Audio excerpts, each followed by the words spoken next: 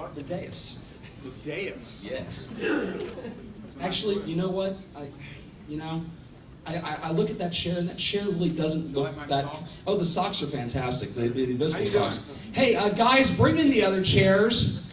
Yes. These are from 20C Gallery here in Dallas. They are the actual movie props from the Korova Milk Bar. And we brought them in especially for these candidates. So Malcolm, go and stand up for a second. Let's get that out of here. What am I supposed to do? Sit on it or fuck it? Or either one. Either one, that'll work fine. Ooh, I love a bony knee. 20cdesign.com is where you can see these chairs and a lot of other great design elements as well. It's been a couple of years since you've had to recline in that chair. Well, it was never like this, of course. But, they kid themselves. But no, that was the only set that was actually built for the movie. The rest of it was actual locations, which is amazing. They just doctored them up a bit, you know. But the Korova Milk Bar, it's an amazing set, really. You know, I did, there was a friend of mine was in New York just last year and went into a gallery. They actually had the phallus that I killed the cat lady with. And you know, this is before I was, you know, I was a young actor. I wasn't thinking about pillaging my costume, bowler hat, eyelashes, and phalluses when I was. I didn't realize, you know, these props were very valuable. But anyway, there it was for sale in this thing. I don't have it. I didn't buy it. No. Can you hear the song "Singing in the Rain" without having flashbacks to that one day? Well, you know, the Singing in the Rain was an improv. You know, it was never intended to be in the movie. But you know, we came to an impasse with the scene, and it was quite a boring scene of, you know, the droogs come in, blah, blah, and rape the girl, kill or beat up the guy, and all that. But, so nothing happened on the set for 4 days. Now, with Kubrick, that was normal. We sat around like this, you know, just thinking about it. I mean, I'd come into work and there'd be another set of Harrods furniture vans. They'd move the furniture in and out. He thought it was maybe the furniture wasn't working, but it was the scene that wasn't working. And on the 4th day, he just came past me and said, "Can you dance?" And I suddenly, of course I'm not a dancer, but hey, I'm a dancer, you know. I leapt up and said, "Can I dance? I'm singing in the rain." Voila! And just went into this whole improv, and he was, as they say in England, gobsmacked. And so he rushed off, where I went in, put me in his car. We went off and bought the rights to the song, and then came back and deconstructed it and shot it. You know, I kept saying, "What? Then what did I do?" I couldn't remember what I'd done. You know, when you're in an improv, you're sort of in the moment. You can't remember what you did. So that's that story. Kubrick was at the height of his powers when he did A Clockwork Orange. You know, Barry Lyndon, then Clockwork Orange. No, 2001. 2001, right before that, but then also Dr. Strangelove right about the same time. But a very meticulous worker. Was it maddening as an actor to have to labor that long on specific sequences? No. You long to work with somebody who is a perfectionist and wants to get it right. Because, I mean, really, when you're dealing with something like that, what is right, you know? I mean, the imperfection sometimes makes it better. And, but you know, Kubrick wouldn't turn the camera unless it was magical. He used to say, we got to find the magic. And that would be another element that wasn't in the book or the script. There's so many instances, but I always knew when he was having a problem, because I'd see the zoom lens come out of the box. And I'd sort of look over and go, so you haven't got a clue, have you, what you're going to do?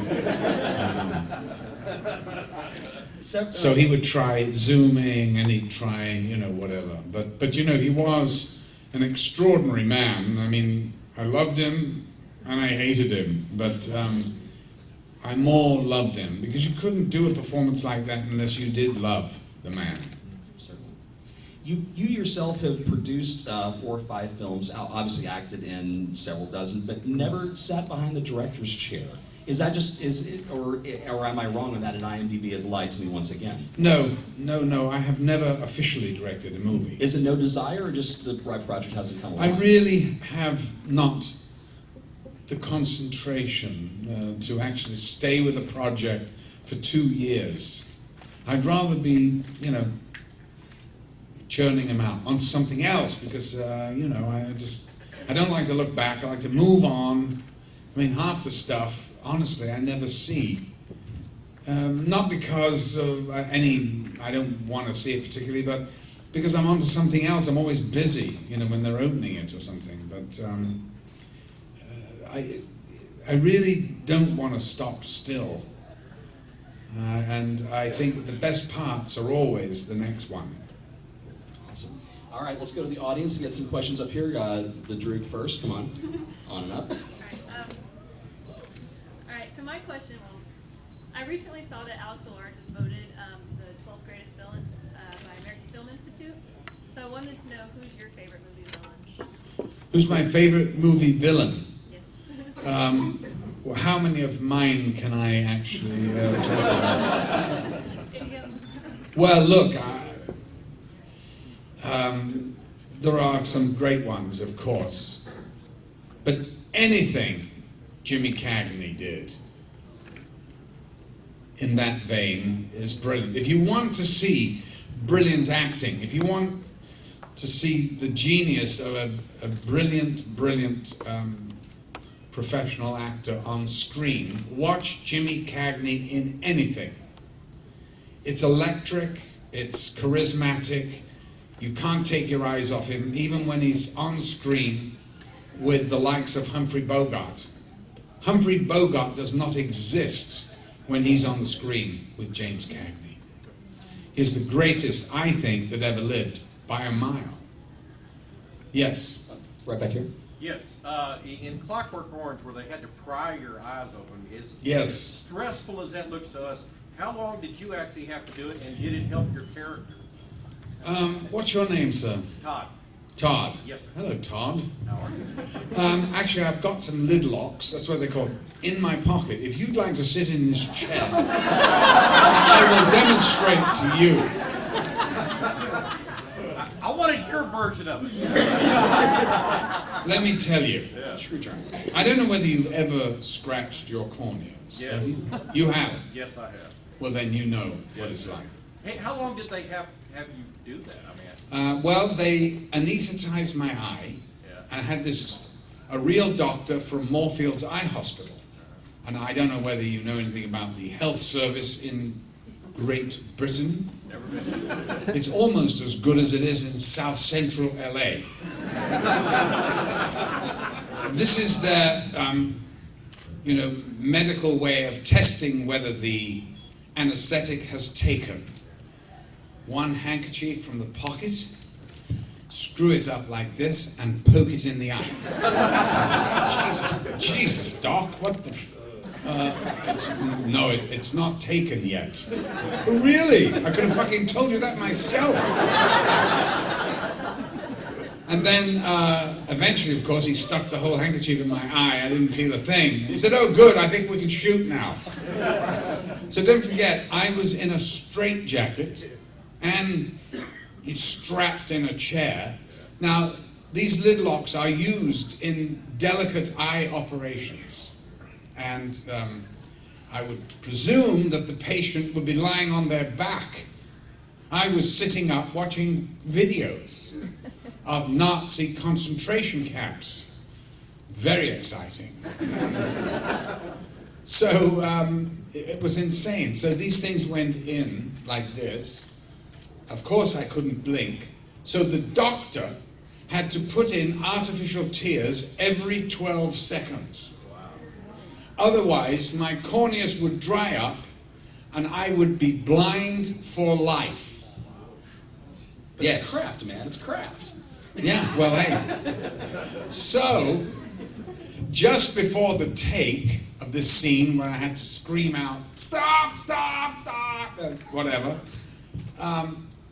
Kubrick comes down, because they were in the back. Kubrick comes down and tells the doc, he goes, just say, Doc, just say, how you doing today, little Alex? And so this guy is a doctor, he's not an actor. So when Kubrick left, he goes, what was your name again? And I said, Doc, just get the drops in. Don't worry about the line. Who gives a rat's about the line? Nobody's going to be quoting the line. I said, but I am going to be blind if you don't get the... And so the guy was more concerned with, the line of dialogue than putting these damn drops in my eyes. I had to remind him, as I was tapping it off with my foot, I'm going, 16 seconds, Doc. Oh, sorry. So it was interesting, and then when it was over, after 10 minutes, that's how long I could take it, I got in my car, drove home. Well, I had a driver, he drove me home. Turning into the street where I lived, there was a pothole that went bang, and when we came up, I literally thought I had been, somebody had taken a razor and done this down my body. I'd never known pain like it. It was, and I'm, not very brave when it comes to pain, like most guys, But I've never known anything like it. And I literally was banging my head on the front door of my house in such, I didn't know what it was. I really didn't know what had happened. And I got to the phoned the doctor, thank God. He was a friend that lived around the corner. He came with a little black bag full of drugs and shot me up with heroin. Yeah. Which enhanced your performances for later on in the movie. It actually, they called it morphine. Same thing, right? And he said, count to 10. And I went, 1. Oh, God, this is good. 2. And thank God I never had to take it again. That would have been dangerous. But, that's the eye story. And it's all bullshit about, I can't take drops in the eyes and all that stuff on the internet. I don't know. I never, somebody, exactly. I didn't say that. All right, any other questions? Yes. You did a movie, small movie called, with Nick Major, called Time After Time. Time After Time, yes. How were you selected for that part, and did you put in something, did you do some research, or was it all in the script? Well, very interesting you should say that, because I'm not an actor who is prone to doing research. And I'll tell you why, because it's a load of bollocks. For me. Everybody's different. Everybody gets there in, different ways, and that's fine. But, so when I was asked to play H.G. Wells, I did actually, I thought, well, I'm going to Hollywood to do H.G. Wells. So I called the BBC and I asked them if they had in their archives any recordings of H.G. Wells, and in which indeed they did. They sent me a gramophone record of H.G. Wells giving a broadcast on the BBC in the 1928 or something. I put it on, and to my horror, excuse me, to my horror, his voice was a high-pitched Cockney whine. He sort of talked like that, and he had this terrible South East London accent, and he just, like that. And I'm thinking, well, that's H.G. Wells, isn't it? I mean, that's no good, is it, for Hollywood, is it? It's supposed to be making out with the girl, and he's talking like that. So I sent the record back to the BBC, and forget it. Of course, some idiot reviewer in London, when the film came out, goes, McDowell is not very like H.G. Wells, as if they know what he was like, these idiots. So that's about as far as my research went, and then I realized the only important thing is the emotions of the part, not the supposedly And you know, how do you portray a writer who is, you know, an extraordinary, he was a philosopher, H.G. Wells. He was an extraordinary man, you know, and wrote these wonderful science fiction things. He was, you know, the English, what's his name, Jules Verne. And you know, the American equivalent would be Ray Bradbury, which, by the way, you know, he's very sick right now, and I know you'll all send your best wishes to him because he's an extraordinary man, and we are very lucky to have Ray Bradbury, who is one of the great American science fiction writers, a genius of his age. And he really, I got to know him actually, and he's an extraordinary man, he wrote some beautiful pieces. And he was a poet as well, actually. Anyway, do I do research on parts? Yeah. I just try and learn the bloody lines. That's it. Yes? I was wondering if you've ever read Anthony Burgess's play adaptation of the novel, and if so, what do you think about it? Of A Clockwork Orange. Of Clockwork Orange. A Clockwork Orange. Did I read it? Yes, I did read it. The stage play of The stage what Burgess Stage did. play? Anthony Burgess adapted his own novel into a stage play. Oh, but that was well after the film, darling. I wouldn't bother with that. Listen, Burgess was just trying to make a buck. I mean, it's a piece of crap, that thing. I went actually to see the Royal Shakespeare Company did a musical of it. I thought I was going to slit my wrists. It was so bad. No, I mean, you know, don't fuck around. You got Kubrick doing it? What are you doing? Right. Yes. Speaking of the movie, I mean, did you have any indication when you were doing it that it would have such a big impact, or is it just another job to you? You know, how did that hit you at the time? Is that a beer you're holding? Is alcohol allowed to be served? Absolutely. What do you want? Okay.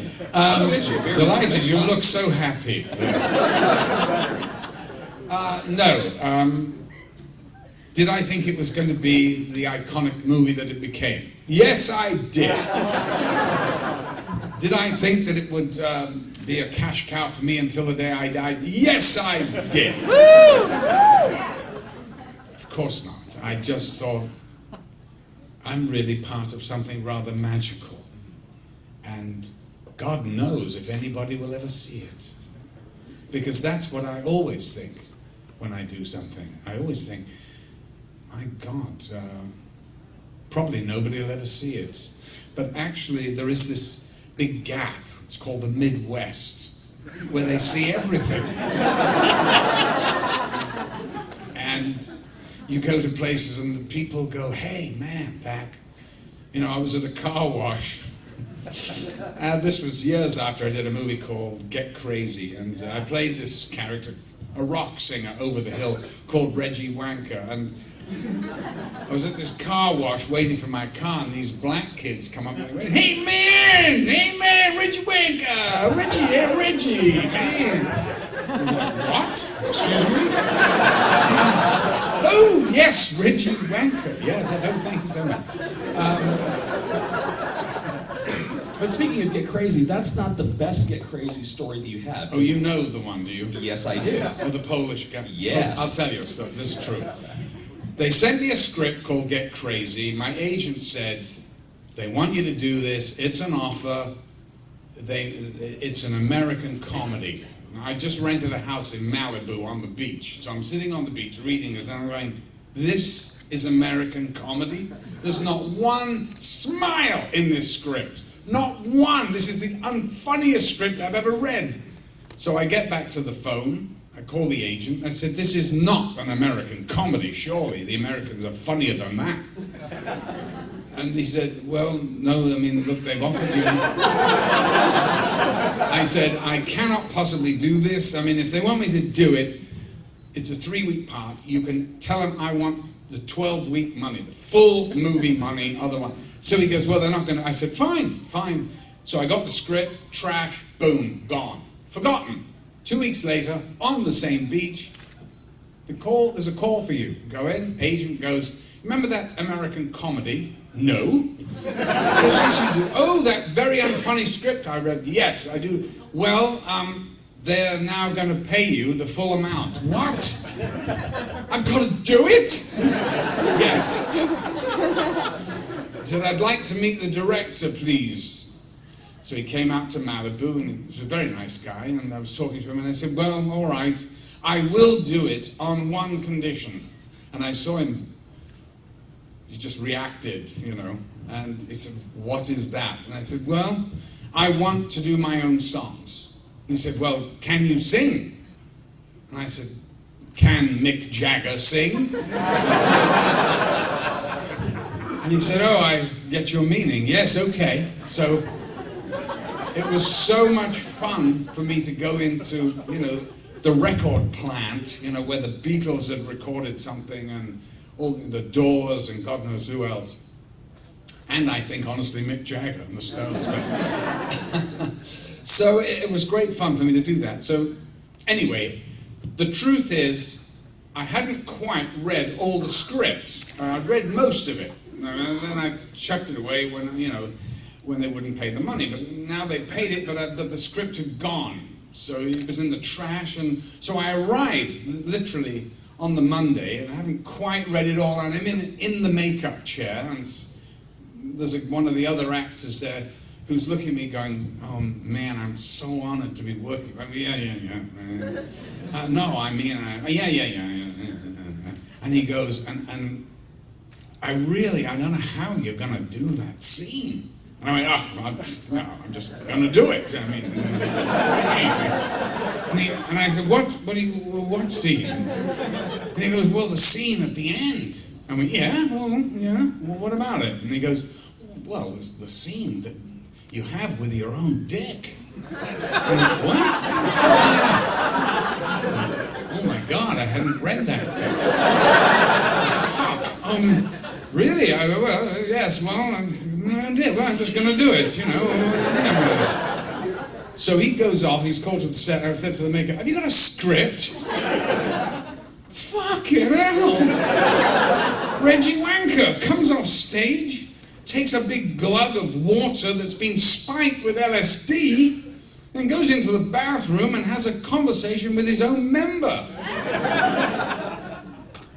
So, my God, anyway, I'm stuck now, I've got to do the damn thing. So I shoot the thing, and I'm, you know, doing the thing, and there's a voice that goes, hello, Reggie. What? Hello, Reggie. Yeah, it's your manager. Whatever. Anyway, we did the thing, the film comes out, it bombs, you know, whatever, I don't know. 10 years later, I am in Krakow, Poland. And had lunch, and I'm just standing at the bar, and there's a big staircase down from the upstairs dining room down like this, and I see this guy walking down the staircase, and he comes past me. He just looked at me and he goes, how's your manager? What?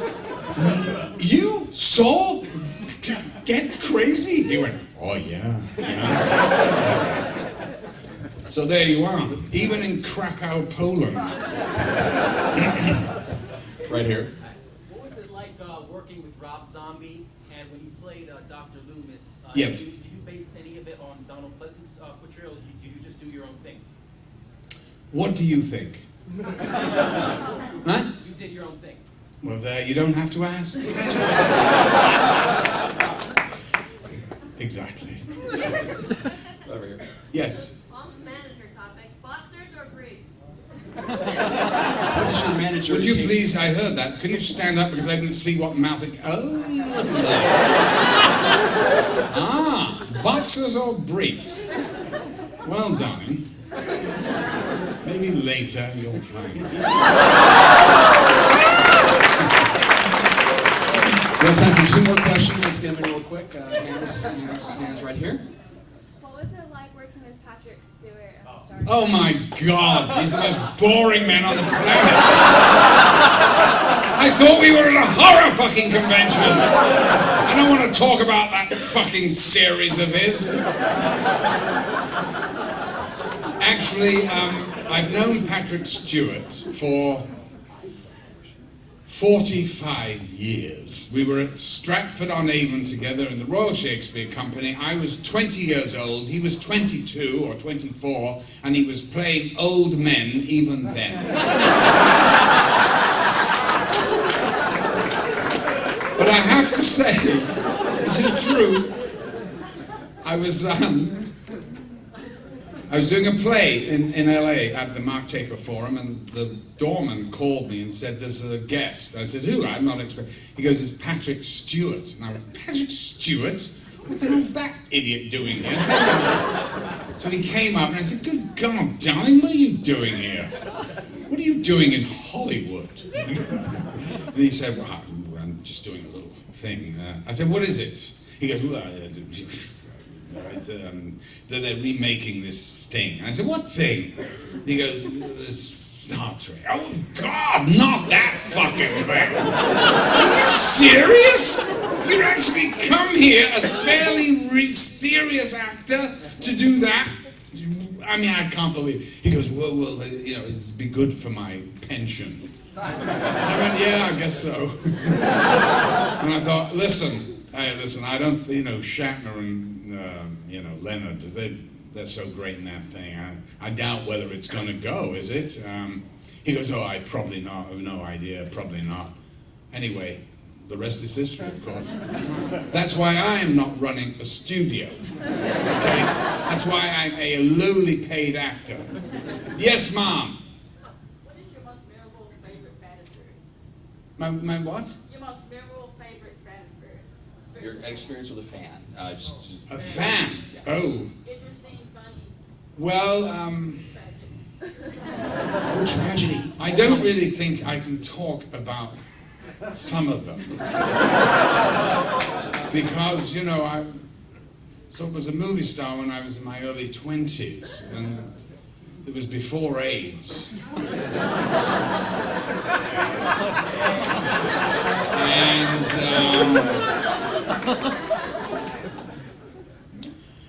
you know, it was swinging London and free love and all that, but, So no reenactments of the scene from the Clockwork Orange with the speed? oh God, no.